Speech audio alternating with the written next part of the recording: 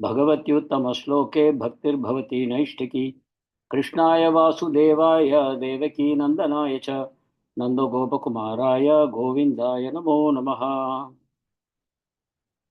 ॐ अज्ञानतिमिरान्धस्य ज्ञानाञ्जनशलाकया चक्षुरुन्मिलितं येन तस्मै श्रीगुरवे नमः। नमः ॐ विष्णुपादाय कृष्णपृष्ठाय भूतले श्रीमते भक्तिवेदान्तस्वामिन्निति नामिने नमस्ते सारस्वते देवे गौरवाणी प्रचारिणे निर्विशेष शून्यवादी पाश्चात्य देशतारिणे जय श्री कृष्ण चैतन्य प्रभु नित्यानंद श्री अद्वैत गदाधर श्रीवासादि गौर भक्त वृंदा हरे कृष्णा कृष्णा कृष्णा हरे हरे हरे राम राम राम हरे हरे। हरे Krishna. Once again, my sincere thanks to the organizers for giving me a chance to speak something from Shrimad Bhagavatam, even though it is much beyond my own realizations. I take this liberty for the pleasure of the Supreme Lord and for the pleasure of the Vaishnavas. So we are into the 8th chapter entitled Dhruva Maharaj Leaves Home. He leaves home to perform tapasya to the Supreme Personality of Godhead as instructed by his mother. And he goes, and on the way, whom does he meet? None other than Narada Muni, the Bhakti incarnation of the Lord. So he guides him how to perform his tapasya. We apparently see from this chapter that actually Dhruva Maharaj is expert in Ashtanga Yoga. So a 5-year-old child, but expert in Ashtanga Yoga. And Narada Muni dovetails that so beautifully into Bhakti. So anyone can be converted into Bhakti.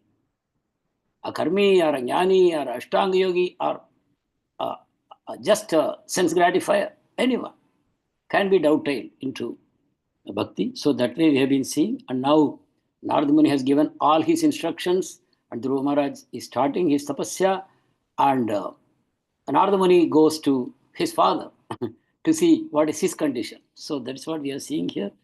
And Narada Muni has briefed Uddanapad about the condition of his son and is giving all encouragement that your son is already famous all over the world. The father has no news about his son.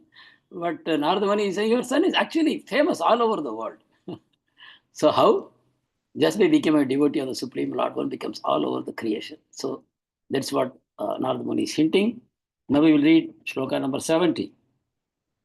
Maitreya uvacha iti devarshina proktam vishrutya jagati patihi rajalakshmim anadhritya putram evan vachintayat.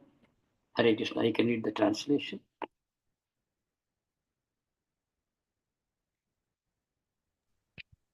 Hare Krishna. Prabhu, you want us to read the translation, right? Yeah. Hare Krishna. Rohini Mataji, you can read the translation. Hare Krishna. Translation by Srila Prabhupada. Srila Prabhupada ki jai. The great Maitreya continued. The king Uttanapada, after being advised by Narada Muni, practically gave up all duties in relation with his kingdom, which was very vast and wide, opulent like the goddess of fortune, and he simply began to think of his son Dhruva. Hare Krishna. Hare Krishna. So I have a questions to the audience. Do you think it's a good thing what the king is doing now?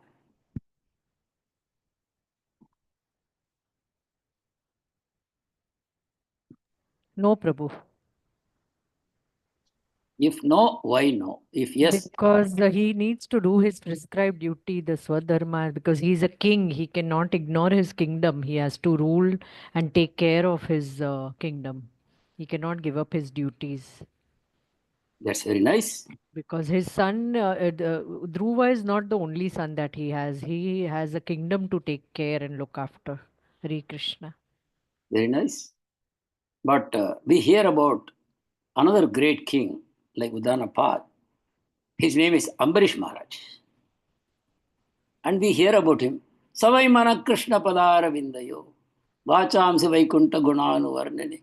We hear a whole list of how he's engaging all his karmendriyas, jnanendriyas, mind, everything into the service of Krishna. So how is he administering his kingdom?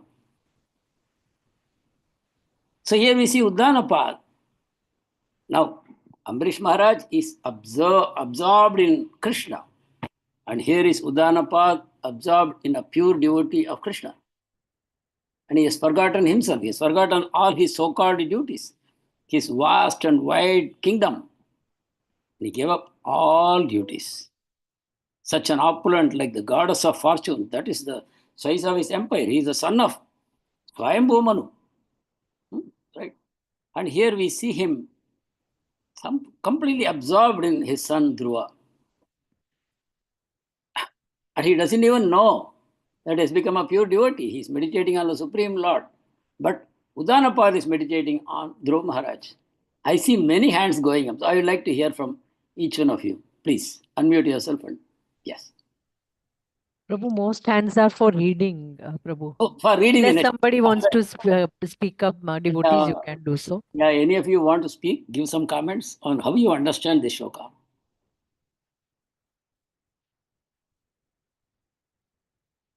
Okay, so I will continue. See, one thing I have always found that we have to be very careful when reading the scriptures.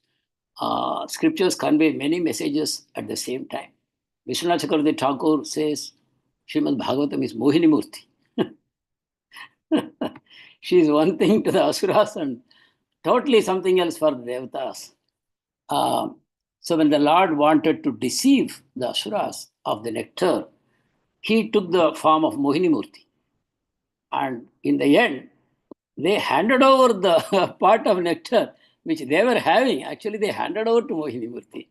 And Mohini Murti quietly went and distributed everything to the Devatas. And she emptied the pot.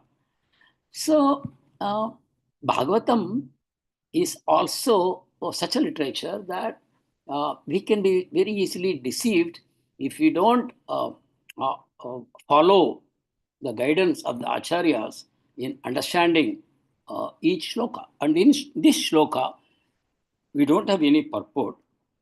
But one thing we know that Udanapad is the son of Swayambhuva Manu. They are all pure, very advanced souls. They are practically surrendered souls also. Even though we see in this episode that Udanapad treated his young 5-year-old son very shabbily. He was besotted with his wife, Suruchi. He had another very wonderful wife called Sunidhi, who is a elder queen. But he neglected her son, and he was so afraid of his wife that even though his son was just climbing into his lap just to be petted like any normal child would want, but the king was afraid to even do that. So we see, oh, what a horrible king. But we should never forget that he is the son of Swayambhuva Manu, who has come directly from Brahma. So these are all extraordinarily exalted souls. So, our material eye always has a tendency to judge. So we should be very careful when we read the scriptures that we don't start judging. We always see through the eye of the scriptures, through the eyes of the acharyas, and we adopt a very humble mood and we adopt a very grateful mood that we have this opportunity to dive into the secrets of such a great literature like Shrimad Bhagavatam. We should always remain completely beholden to Srila Prabhupada. Every time we touch Shrimad Bhagavatam, we should remember Srila Prabhupada. He has made it accessible to us. Had he not done that, there are so many Bhagavatams in the market, just like Bhagavad Gita also. And you will think this is Bhagavatam. If you pick up that book, the volume may contain about 500 pages or 400 pages, one book called Shrimad Bhagavatam. And if you pick it up and you start reading, it will go like a story. And the more you read, the more, mythology. Whole book you will finish, this is what they are speaking so highly about. These ISKCON people, they don't know what they are talking about. And they will put the book aside and you will clear your mind from any kind of a spiritual aspiration. This is all Srimad Bhagavatam. But Srila Prabhupada has made it so accessible to us that we know now how to approach Srimad Bhagavatam. So you have to see the personality. Do you think a king like Parikshit Maharaj would, out of thirst and hunger, and he would just pick up a dead snake and put it on the neck of a rishi like Samiki Rishi? He's meditating and the king is thinking, oh, he's just making a show bottle meditation. He knows I am here. He's neglecting me. So how could an emperor like that behave in this fashion? Someone who could chastise Kali. He could chastise Kali. And he's doing such an abominable thing. Like an ordinary fallen soul like me can also perceive, what, oh king, what are you doing? So we have to realize that, Chaitanya Mahaprabhu in Chaitanya Charitamrita, they give some hints about how to approach Vaishnavas. So one is that a pure Vaishnava, Kriya Mudra, we cannot understand. The activities of a pure Vaishnava, very exalted Vaishnava, we cannot understand. So we should not judge them, because those activities are on a different platform. That is on the transcendental spiritual platform. And we are on the material platform. We are simply not competent to judge on a pure devotee. Similarly, when we come to very exalted, powerful personalities like Brahmadev, who runs behind his own daughter with a sexual desire, he does that. And how to understand this? Or Indra, who becomes envious of Lord Krishna. So these are all very exalted personalities. We should not bring them down to our level to understand their behavior. So the whole Shrimad Bhagavatam developed out of that one act of Parikshit Maharaj, which we are all relishing today. It is the mercy of Parikshit Maharaj, who willingly acquiesced in the Lord's plan to insult a great rishi like that. So, Uddanapad, by Narada Muni's plan, he is now totally absorbed in thinking what my son is doing in the forest. He is such a great devotee. He's appreciating his son and he's totally absorbed in his consciousness. Now, at least in my personal thinking, I find it easier to absorb myself in Srila Prabhupada than Lord Sri Krishna, because Lord Sri Krishna is so far from me. But it is far more easier for me to get absorbed in thoughts of Srila Prabhupada, thanks to His Holiness Satsvarupadas Goswami Maharaj. And also so many other wonderful devotees who are writing their own personal experiences with Srila Prabhupada. So here, Uddanapad, who is an exalted emperor by himself, he has no flaws. We have not heard that he has any other flaw, except this one behavior with his son Dhruva. As a result of which, today, in the high seas, if you are in the ocean, imagine, if you are in the ocean, you cannot make out the directions. East, west, north, south, you won't know. And people used to depend only on the pole star. Today they may have a compass, but supposing the compass is lost or malfunctioning, then again, the pole star will guide you exactly what is the north. The entire creation is revolving around that pole star. That Dhruva, how do we get him? By the mercy of Uddanapad. That one occasion, he refused entry on his lap.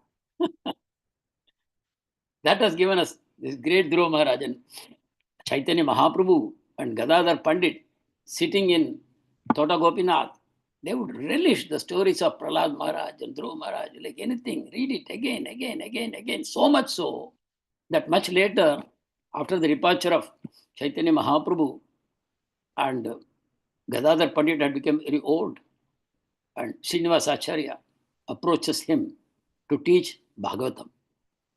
And Gadadhar Pandit says, yes, I do have a copy, but unfortunately, by the combined tears of me and Chaitanya Mahaprabhu, all the lettering is gone. All that I have is blank leaves. Nothing is there. All print is gone. So please go and bring. So just imagine how they have relished these stories.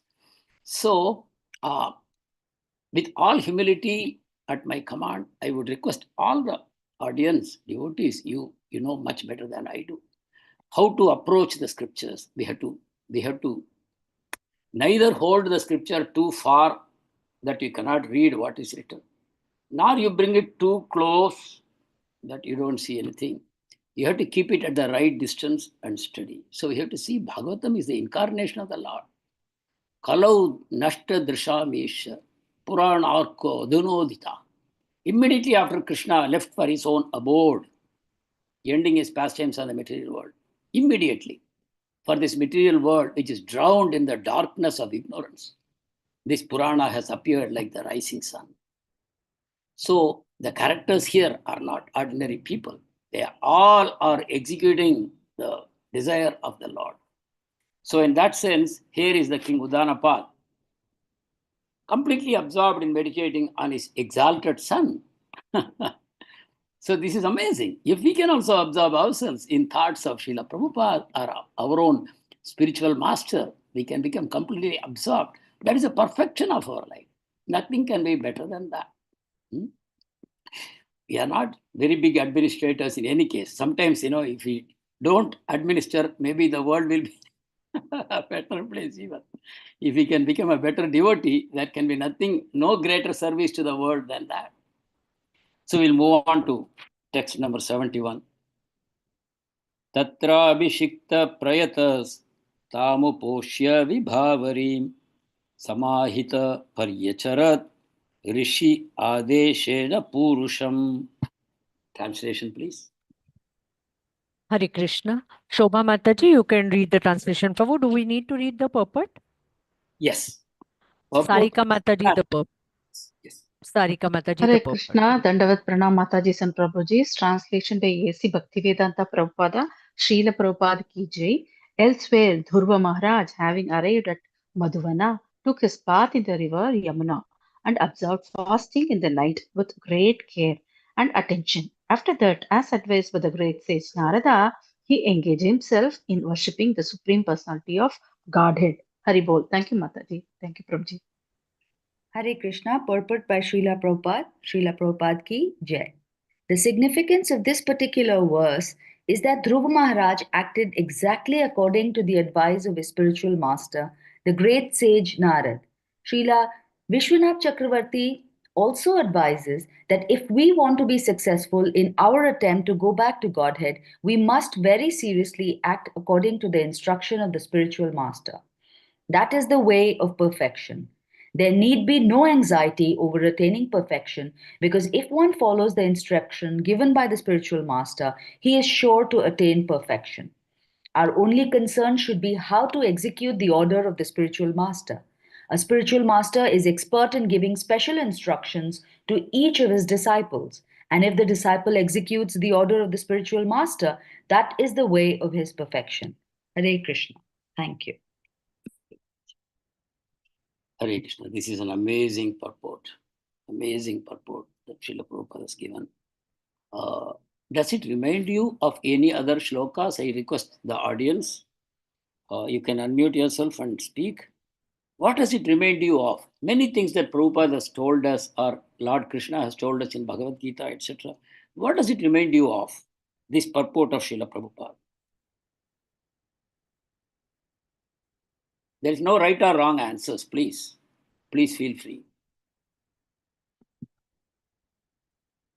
Pleasing the Guru is the essence, Prabhuji.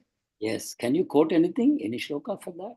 Yasya prasada, Bhagavat prasada, yasya aprasada, na gati kutopi.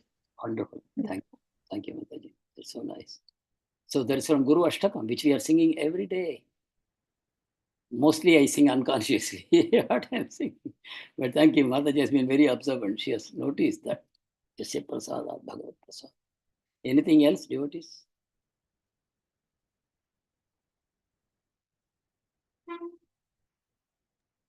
Tatpiti Pradipadena Pariprashnena Seveya.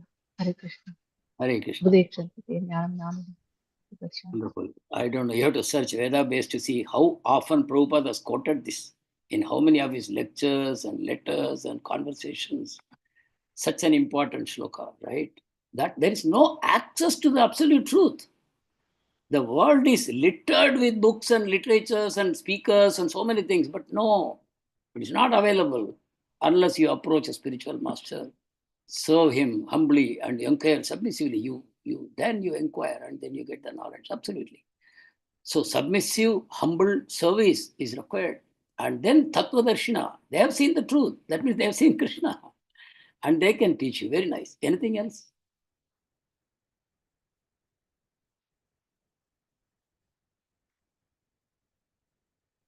Prabhupada himself quotes Vishwanath Chakravarti Thakur's purport to one Gita shloka, that it inspired him a lot.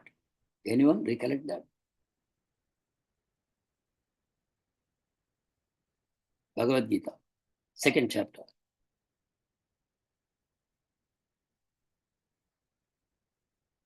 Vyavasayatmika buddhihi ekena kurunandana bahushaka hi anantascha buddhayo avyavasayinam. Can one of you read the translation?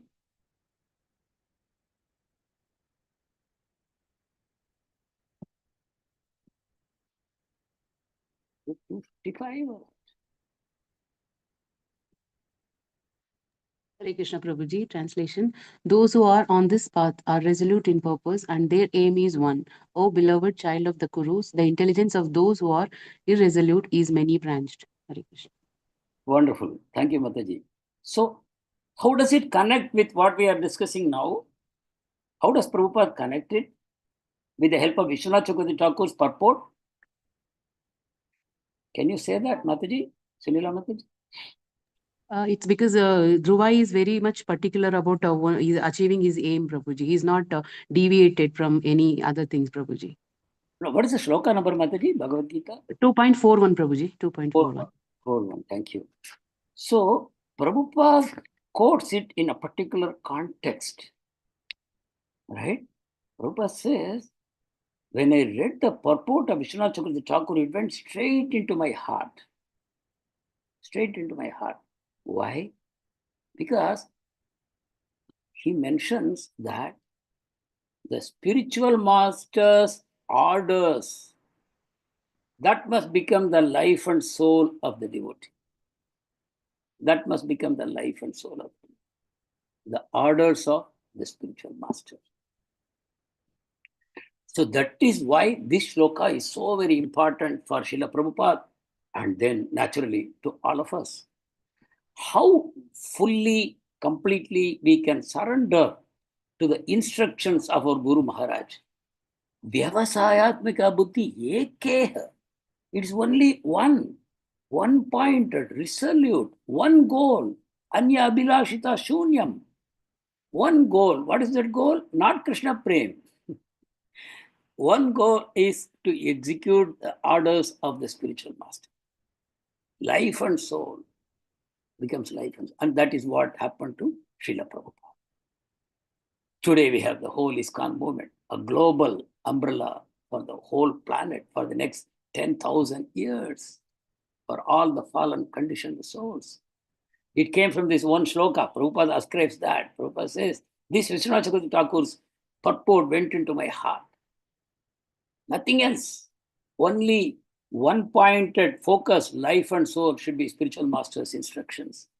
So when Prabhupada gets an opportunity, here in this Bhagavatam also, he writes that, giving it so much importance. How can we pass it by when Prabhupada is speaking so much on this? Right? In fact, in the shloka,